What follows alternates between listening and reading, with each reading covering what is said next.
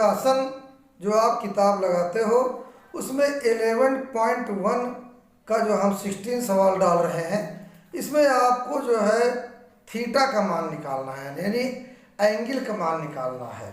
तो ज़्यादातर परपेंडिकुलर अपान बेस में चलते हैं। तो यहाँ पर हमने क्या देखा है, टावर की ऊंचाई 30 मीटर है और हम उसमें जो है 1.5 माइनस घटा देते हैं, माइनस कर देते हैं। फिर इसके बाद हम जो है परपेंडिकुलर और अपान बेस यानी 28 का डिवाइड करते हैं, तो वो हमारा रेशियो निकल आता है। और परपेंडिकुलर अपान बेस जो रेशियो होता है वो tan थीटा में लिखा जाता है। इस प्रकार से थीटा का मान आ जाता है। तो हाइट एंड डिस्टेंस के सवाल समझने वाले हैं, बाकी इसमें है कुछ नहीं, है तो बहुत कुछ। अगर आप जो है समझोगे नहीं तो बहुत कुछ है, अगर समझ जाओगे तो कुछ नहीं, आपके लिए हर प्रकार के सवाल लगा लोगे। अच्छा, एक बात और हमने देखा, कोई ज़रूरी नहीं कि यही पेपर में आ जाए, लेकिन इस तरह के सवाल पेपर में आएंगे, इसलिए प्रैक्टिस करना जरूरी है। आइए इस सवाल को लगाते हैं। बालाजी प्रकाशन 11.1 का 16 सवाल। An observer 1.5 metre tall is 28 metre away from a tower 30 metre high. Find the angle of elevation of the top of the tower from his आई।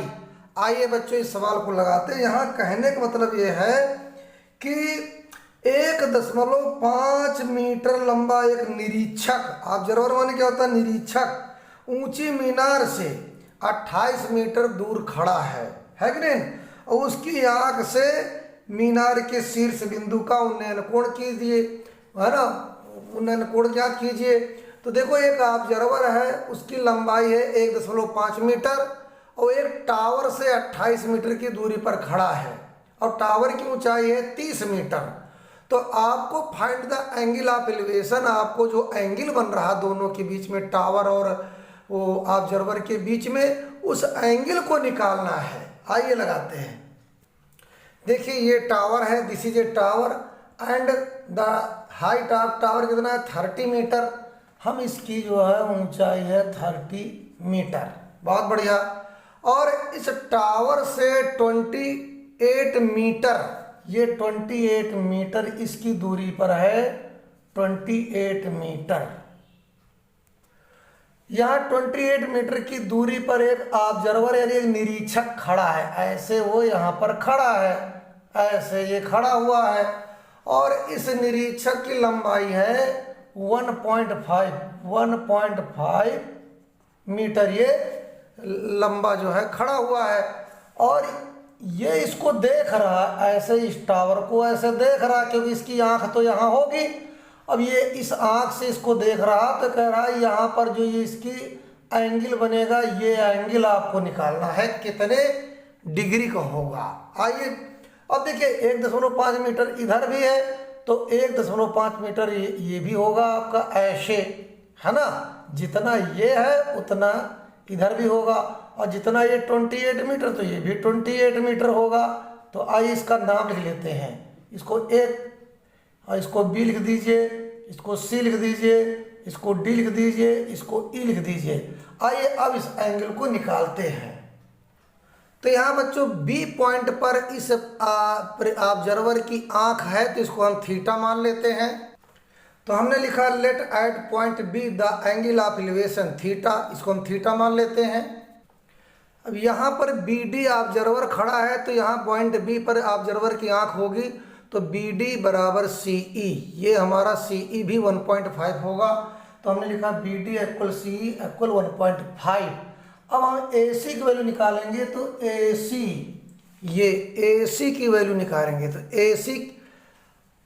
ए सी बराबर यहाँ पर ए ई माइनस सी ई। देखिए आपका यहाँ से यहाँ तक टावर है, ये टावर 30 मीटर है, तो हम उसमें सी ई निकाल देंगे, तब हमको ए सी का मान आएगा। तो यहाँ पर ए सी एज इक्वल टू 30 और माइनस 1.5, हम जो है पूरे 30 में 1.5 माइनस कर देंगे, तो ए सी हमारा आ जाएगा 28.5 मीटर आपका आएगा। तो हमारा AC 28.5 मीटर आ चुका है। अब यहाँ पर देखिए जो आपका DE का मान होगा वही हमारा BC या CB का मान होगा। तो DE 28 तो BC बराबर भी 28 मीटर होगा। अब ये आपका परपेंडिकुलर हो जाएगा और ये आपका बेस हो जाएगा। तो हम लिखेंगे P/B = tan θ। यही रेशियो होता है। अब P हमारा कितना है? P हमारा क्या है? AC। तो लिखेंगे AC अपान, और B हमारा क्या है? BC = tan θ। इसके बाद AC हमारा कितना है? 28.5। क्या लिखेंगे? 28.5 अपान BC हमारा आया 28 मीटर = tan θ। कितना प्यारा सवाल। तो यहाँ पर बच्चों हमें tan θ का मान निकालने के लिए अगर हम इसको डिवाइड करेंगे तो 0.5 हमारा बढ़ेगा। तो 0.5 माने हम छोड़ देते हैं, अबाउट 1 आएगा। अगर हम इससे काटेंगे तो 0.5 हमारा बढ़ रहा है, तो 0.5 हम छोड़ देते हैं, नियरेस्ट आपका 1 आएगा। तो लिखिए 1 = tan θ। तो 1 का मान होता है tan 45। तो हम यहाँ पर लिखेंगे tan 45 बराबर tan θ।